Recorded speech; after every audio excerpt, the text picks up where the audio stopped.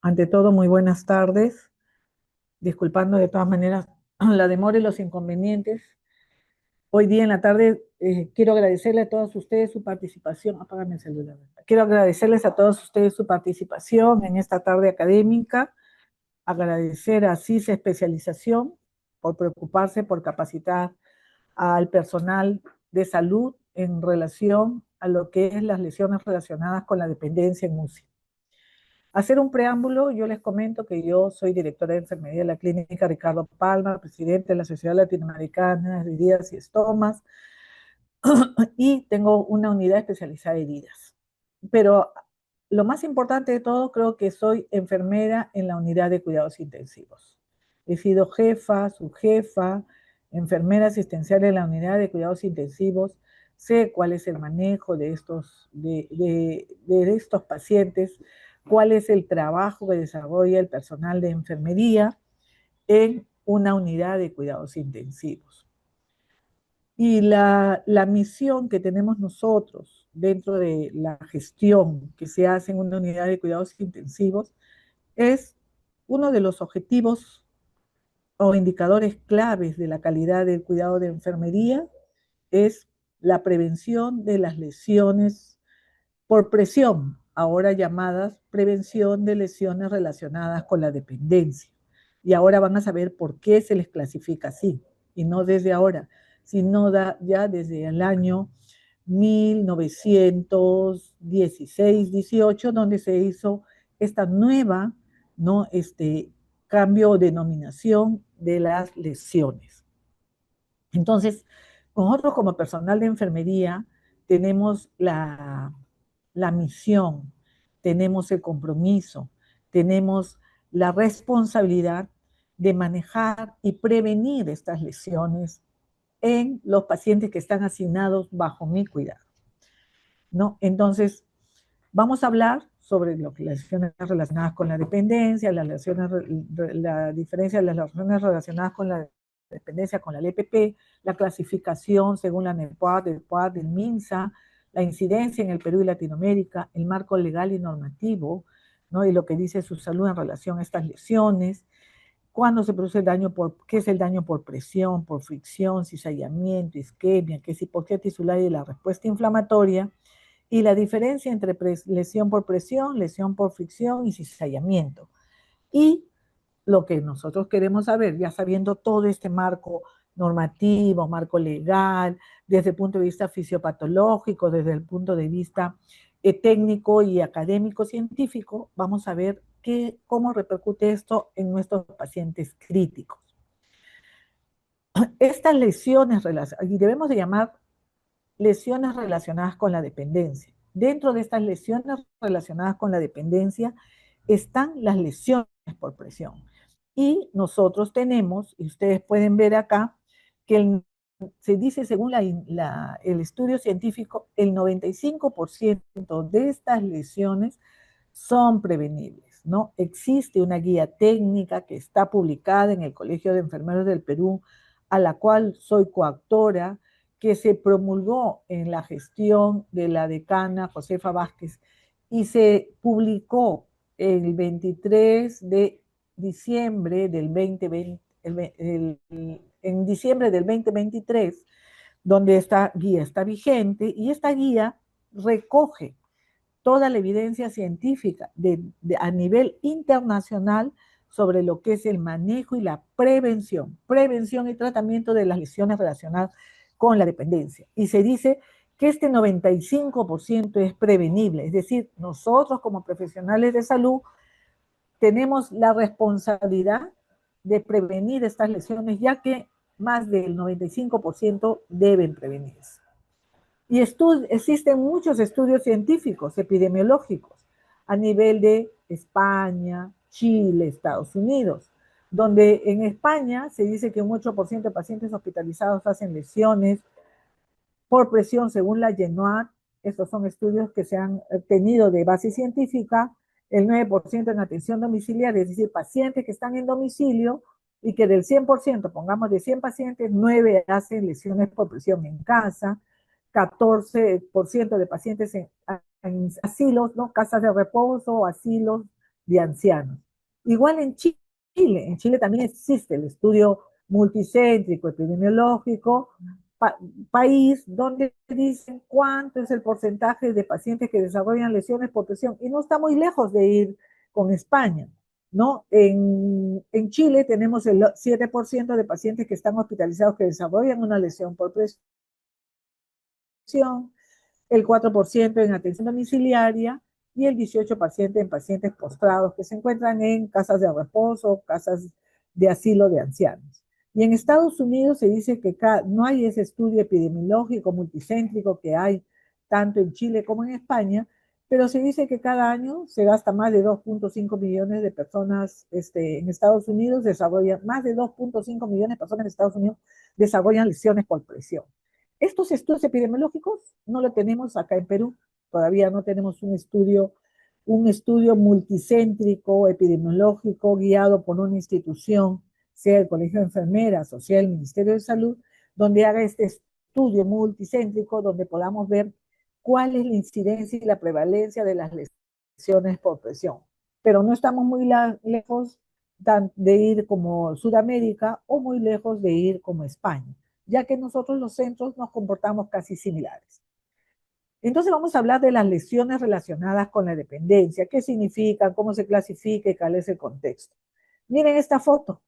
En esta fotografía nosotros podemos ver cómo es el daño que se produce en los tejidos profundos, donde se produce primero una necrosis, luego se va dañando y avanzando a partes más profundas de la piel, donde ya se presenta tejido esfacelado, tejido no viable, ¿no? Vamos viendo que por el trabajo del equipo de salud, en especial las enfermeras, donde van trabajando para poder evitar, ¿no? Y controlar que esta lesión avance y pueda llegar a buen puerto, ¿no? Donde podemos ver que existen no solamente lesiones en talón, lesión en coxis, lesión de zona glútea, sino también existen lesiones de piel. Cuando hemos tenido el COVID, nosotros hemos visto que los pacientes que usan la cánula de alto flujo, pacientes que están con dispositivos, como también nosotros mismos, personal de salud, cuando usábamos las mascarillas, N95, en muchas de las personas, de los personal profesional de salud y también los pacientes desarrollaron este tipo de lesiones, que son evitables, acá dice bien claro, evitables en el 95%.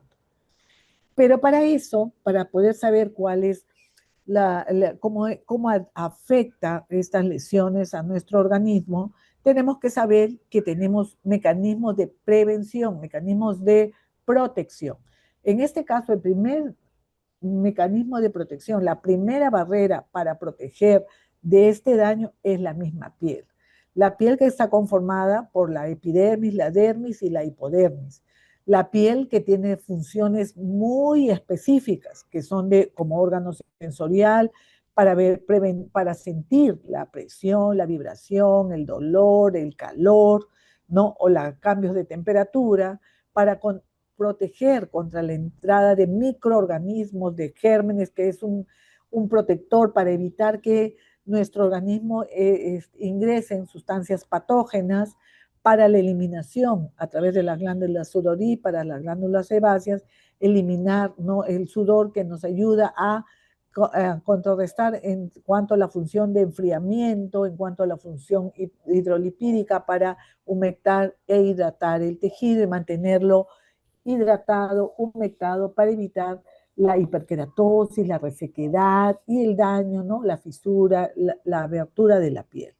También ayuda a absorber sustancias nutritivas a través de las rayos solares, la absorción a través de cremas, ¿no?, que tienen contenidos multivitamínicos, ¿no? Y también, como decía, la defensa de nuestro organismo contra agentes agresores.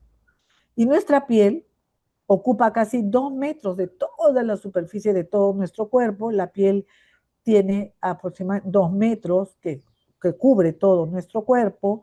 Su espesor va de 0.5 milímetros, que es el espesor más delgadito, es donde tenemos los párpados, y llega a 4 milímetros en el talón, que es la parte de la piel más gruesa, más dura, más áspera, porque es la parte que también, saben ustedes, que está en constante, ¿no? Movimiento, constante roce, fricción, ¿no? Y presión, ¿no? Al caminar. Su peso aproximado es de 5 kilos y es la primera línea de defensa del organismo contra el medio ambiente. Entonces ya sabemos cómo es nuestra piel, cómo está constituida, cuáles son las funciones que tiene nuestra piel, ¿no? Tanto de protección, de recepción de nutrientes, tanto de sensibilidad, ¿no? De ese órgano sensorial que tiene la piel.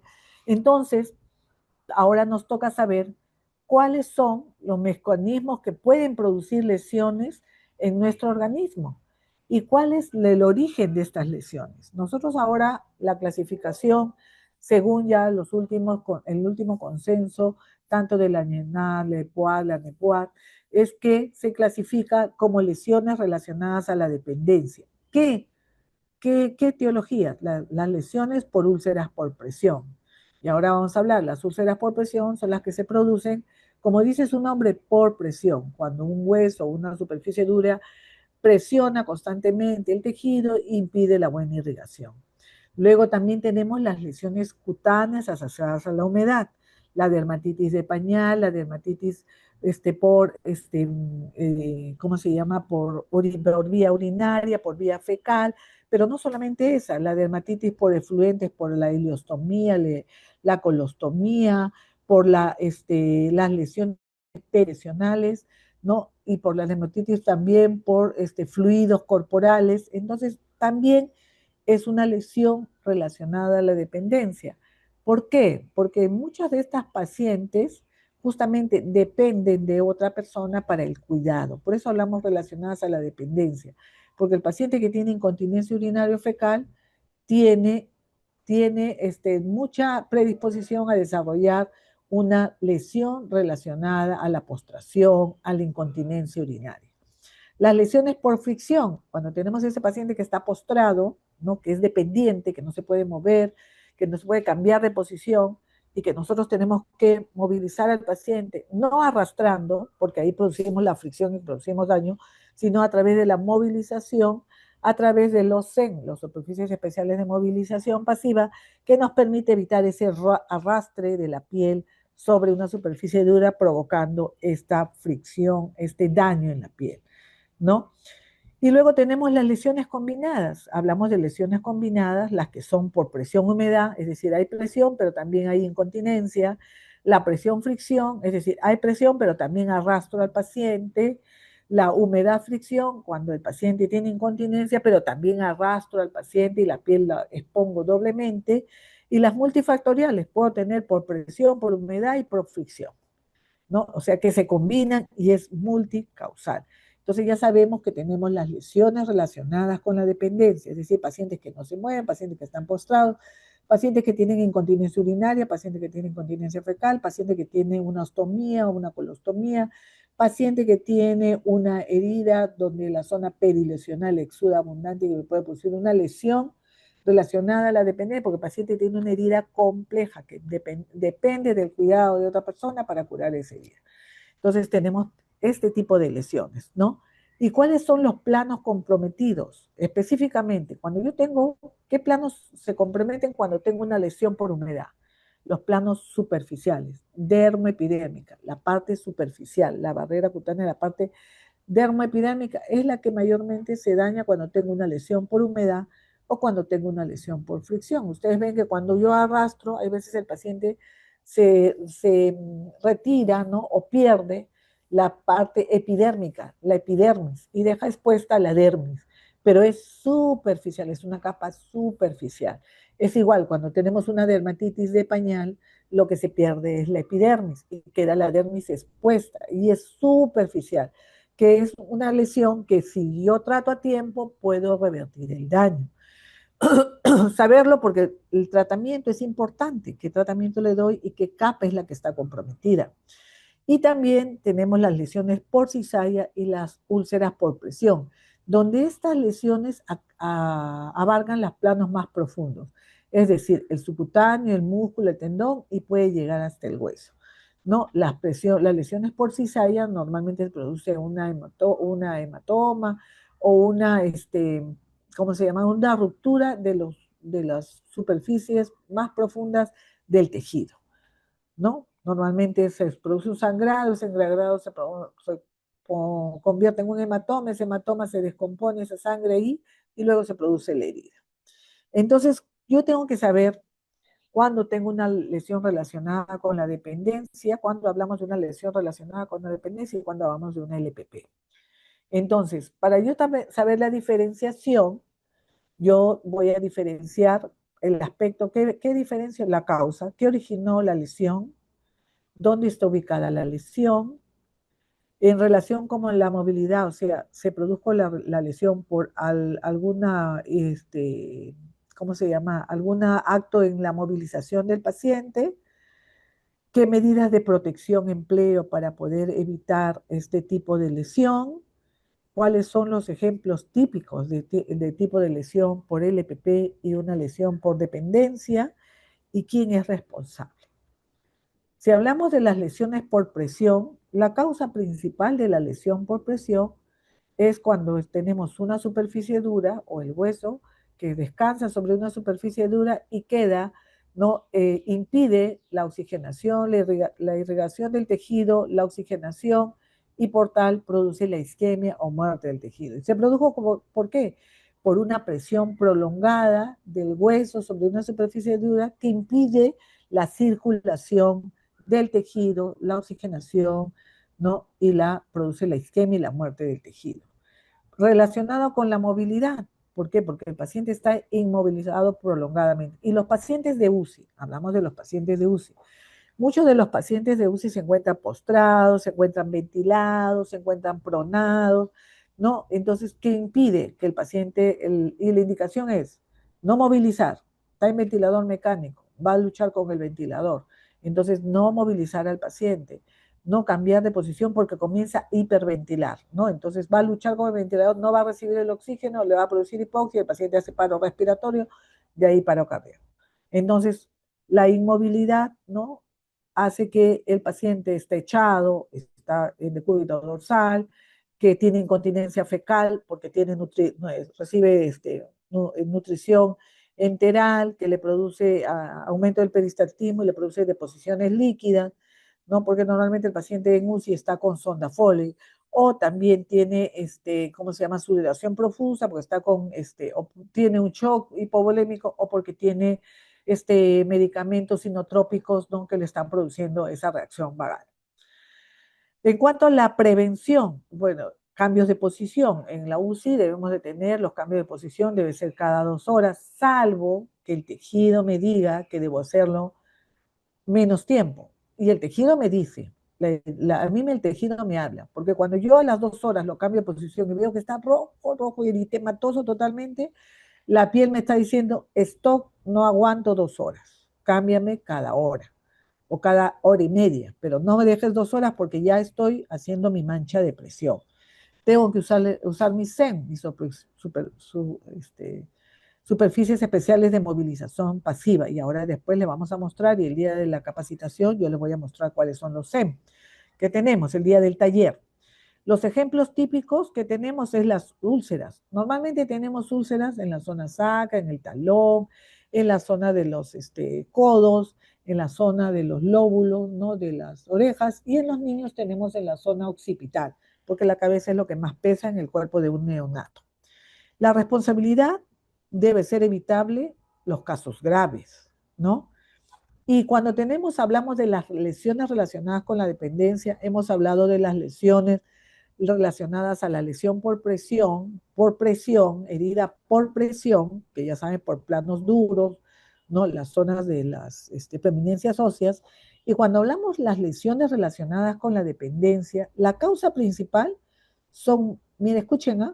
Malas prácticas en el cuidado, los manejos de los dispositivos, cuando el paciente se echa sobre la zona nasogástrica y le causa fricción y le marca toda la zona nasogástrica en el rostro. O cuando está con una sonda Foley, lo he hecho sobre la sonda Foley y le marca toda la sonda Foley y le salen ampollas porque ha tenido fricción, roce y presión sobre el dispositivo. La mala higiene. Cuando nosotros hacemos higiene al paciente, cuando utilizamos un jabón de pH, jabón de glicerina, un jabón de olor, jabón con alcohol, olor, que es un jabón no adecuado, en vez de usar un jabón de glicerina, cuando usamos, ¿cómo se llama? Un secado free, o sea, secamos al paciente de una forma, friccionamos de tal manera tan fuerte que comenzamos a dañar el tejido. Aparte de eso, la humedad. Ustedes saben bien que uno de los factores para hacer una lesión relacionada con la dependencia tenemos la humedad, es decir, la incontinencia urinaria, la incontinencia fecal, en el caso de uso de los pacientes que tienen sudoración profusa, ¿no? Por el uso de a los, ¿cómo se llama? Los medicamentos sinotrópicos o por el shock hipovolémico. La ubicación normalmente están en las zonas de los dispositivos y también en las zonas donde hay perianal, ¿no? En la zona genital, la zona perianal, donde es la zona donde se concentra la humedad cuando tenemos este tipo de incontinencia. Relacionado con la movilidad, depende, porque como ustedes ven, puede ser multicausal, puede tener incontinencia urinal, pero también estar acompañada por la presión o por la fricción, cuando jalamos al paciente que tiene esos ancianitos que tienen esa piel delicada, delgadita, esa piel de cebolla, ¿no? La prevención, mejorar las técnicas del cuidado, evitar que el paciente esté sobre la zona nasogástrica, la zona fole, el drenaje torácico, ¿no? O sobre los electrodos, ¿no? O que los electrodos se quede el chupón de los electrodos y no se cambian nunca y a la hora que lo saco sale con todo y piel porque se maceró el tejido, la piel, porque el paciente exudó o porque no le cambié el pañal, no a tiempo cuando tenía incontinencia fecal o porque no usé una sonda rectal o porque no usé un flexicil, un colector de heces. Y los ejemplos típicos cuando el paciente tiene, por ejemplo, ya hemos visto cuando tiene la marca de la sonda nasogástrica, la sonda foile, la dermatitis por incontinencia o por las citas adhesivas. ¿Quién es responsabilidad? El equipo de cuidado de enfermería. Entonces, las lesiones de las relacionadas con la dependencia se deben, la causa principal, malas prácticas en el cuidado y el manejo de los dispositivos y la higiene. La ubicación frecuente son las zonas de contacto con los dispositivos. Está relacionado con la movilidad, con la dependencia en el paciente. Por eso hay que tener las mejores técnicas en el cuidado y la vigilancia del paciente. ¿Qué dice la NEPUAD, la EPUAD sobre qué dice sobre esta clasificación? La clasificación, a esta clasificación nosotros todos sabemos que tenemos el grado 1, ¿no? Y ahora vamos después a pasar por los grados, pero la EPUAT y la NEPUAT para tenerlo nos consideran categoría 6, hasta categoría 6, ¿no? Yo he considerado hasta categoría 5, la que tengo publicada por la GENOAT, pero la categoría 6 para la NEPUAT, LEPUAT, es aquel sospecha de lesión en los tejidos profundos, y es de piel de color púrpura o marrón o ampolla oscura, escríbele nomás que estoy, piel de color púrpura o marrón o ampolla oscura que está llena de sangre, esa lesión que ustedes ven como un hematoma, ¿no? Que tiene de color oscuro, medio marrón, medio morado, ¿no? Que es como si fuera una colección de sangre que está localizada, que hay veces me puede causar dolor, edema, endurecimiento, y que evoluciona rápidamente hasta convertirse en una fina escara y expone los tejidos. Es decir, cuando tenemos como ese tipo de hematoma, ¿no? Y que puede ser también difícil de detectar en las personas de piel oscura. La clasificación quinta, ustedes saben bien que es cuando la piel no es el tejido necrótico, que no nos expone nada de tejido, pero que tenemos un tejido necrótico, una cáscara negra, dura, gruesa, que todavía no podemos, es la no cuantificable, porque no sabemos hasta dónde abarcó la lesión. Entonces, esas son las dos últimas consideraciones dentro de las clasificaciones de las lesiones por presión. Y tenemos que saber qué pasó en el Perú, qué pasa en el Perú en cuanto a la incidencia y en Latinoamérica. Para eso, nosotros tenemos que saber y tener conocimiento que en el Perú, según el MINSA, este es sacado una publicación de la clasificación de las lesiones por presión, según el MINSA, habla sobre, para poder determinar la clasificación, tenemos guías técnicas, para la prevención y manejo de úlceras por presión, que son publicadas por el MINSA del año 2022. Tenemos el Manual de Buenas Prácticas de Enfermería del MINSA. Tenemos la norma técnica de salud para la seguridad del paciente. Tenemos la escala de Braden adaptada al contexto nacional, que está clasificada por grados. Ya sabemos las escalas de Braden, clasifica hasta 5 grados, hasta quinto 5 grados, ¿no? Y tenemos esta clasificación que habla sobre la presión, la fricción y el cizallamiento. ¿Y cómo se clasifican también acá las lesiones relacionadas con la dependencia? No tiene una clasificación formal por el MINSA. Se aborda como parte de la seguridad del paciente. Y tenemos este tipo de ejemplos: las lesiones por sonda tubo mal fijados, la dermatitis por incontinencia, las lesiones por adhesivos médicos y las úlceras por dispositivos médicos, sean mascarillas, cánulas, etcétera. En el Ministerio de Salud también tiene la clasificación, según la Guía Técnica para la Prevención y Manejo de Úlceras por Presión, como hemos dicho, del MINSA 22, y este manual que hablamos de buenas prácticas de enfermería según MINSA, la norma técnica de salud para la seguridad del paciente y la escala de Braden adaptada al contexto nacional. Además, debemos de tener en cuenta que tenemos también la guía técnica de la prevención de las lesiones relacionadas con la dependencia del Colegio de Enfermeras del Perú. Entonces, si nos vamos a las estadísticas, si nos vamos a ver cómo está la incidencia en el Perú, tenemos publicaciones que nos hablan sobre la incidencia y la prevalencia. ¿Y esto dónde ha sido, en qué contexto ha sido evaluado? ¿Sí? Tenemos estudios del Hospital Hipólito Unanue del Perú, que lo felicito porque tiene estudios en cuanto a la incidencia y la prevalencia, que dice que tenemos una incidencia de 54.5 de lesiones en este hospital, cuando, imagínense, de 100 pacientes, el 50% hace en UCI, el 50% hace LPP. Y eso ha sido en un contexto de pandemia, es decir, y todos sabemos que en la época de pandemia nadie estaba preparado, nadie tenía la cantidad de, ¿cómo se llama? No tenían el número de equipos, material, insumos y protocolos para prevención de las lesiones, y los pacientes venían con crónicos complejos, con mucho, riesgo, ¿no? Muchos factores de riesgo para desarrollarlas. Entonces tuvimos una alta incidencia de estas lesiones. En el Hospital Nacional de Lima, en la UCI en el 2020, este fue un estudio del 2020 que lo logró obtener, teníamos el 42%. En el estudio multicéntrico, es decir, de todos los centros a nivel de Lima, de los que se pudieron estudiar, que no han sido todos, pero se tomaron modelos, ¿no?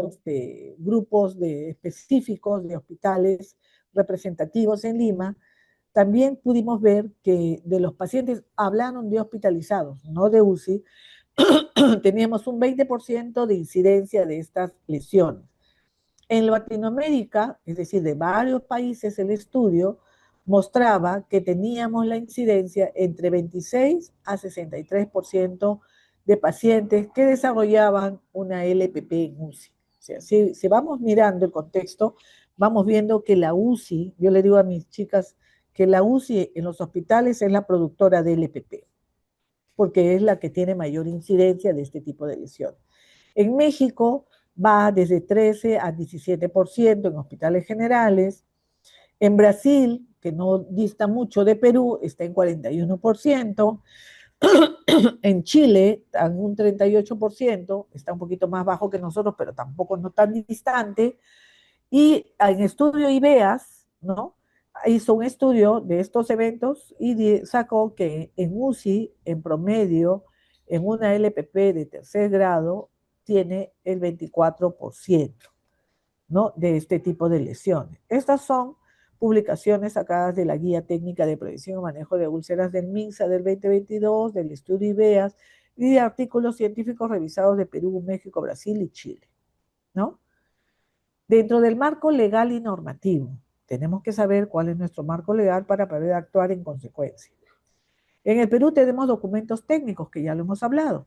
¿no? Que tenemos la Ley General de Salud, más el Decreto Supremo número 2684-2 y Decreto Supremo 013-2006, que declara, ¿no? Que declara la ley donde se declaran los derechos del paciente.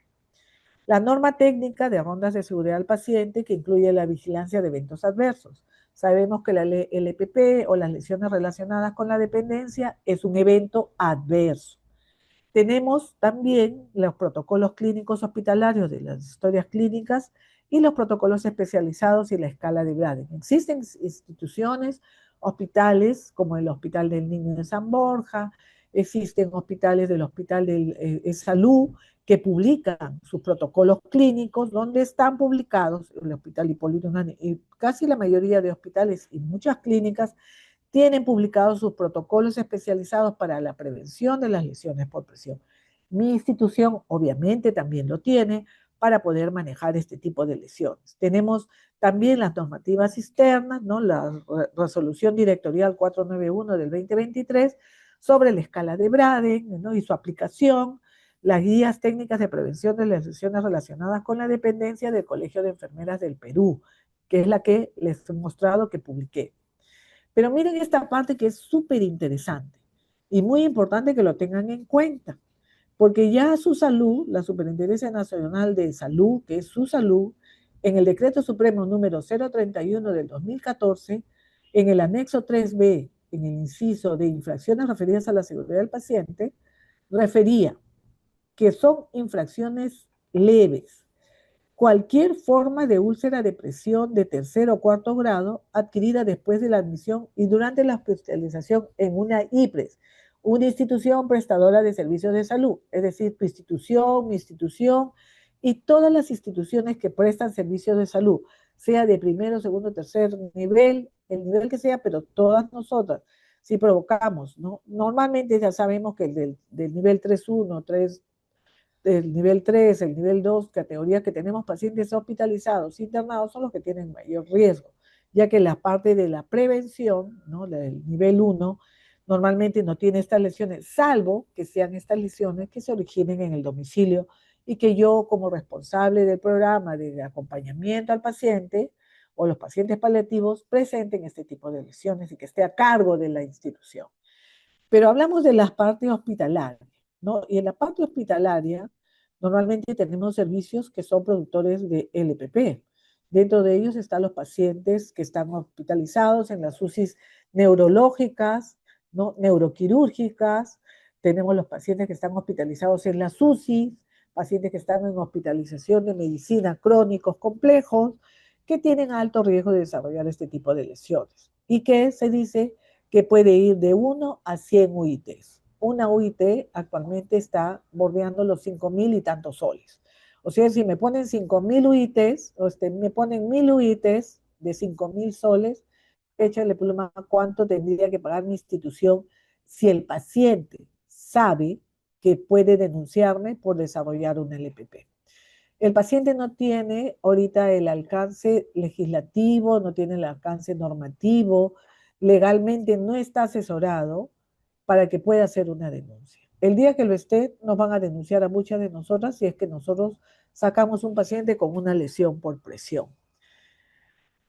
Entonces, tenemos que tener en consecuencia todos estos conocimientos, tenemos que saber que la LPP es un indicador de calidad de cuidado de enfermería, que este indicador a nivel nacional dice que en una institución de salud, del 100% de pacientes, uno debe de hacer una LPP. ¿Sí? Es decir, el 1% del total de pacientes es el 1% de LPP que se puede producir en un paciente, menos del 1%. El indicador es tener en pacientes con riesgo a LPP, la incidencia debe ser menos del 1%. ¿Ok? Si yo tengo 100 pacientes, el 1% de 100 es, ¿cuánto? 1, ¿no? Entonces debo tener solamente un paciente con LPP. ¿Por qué? Porque por múltiples razones, que tiene múltiples factores de riesgo, es que pueda desarrollar el LPP. porque para eso yo he implementado una serie de mecanismos de prevención de esta LPP.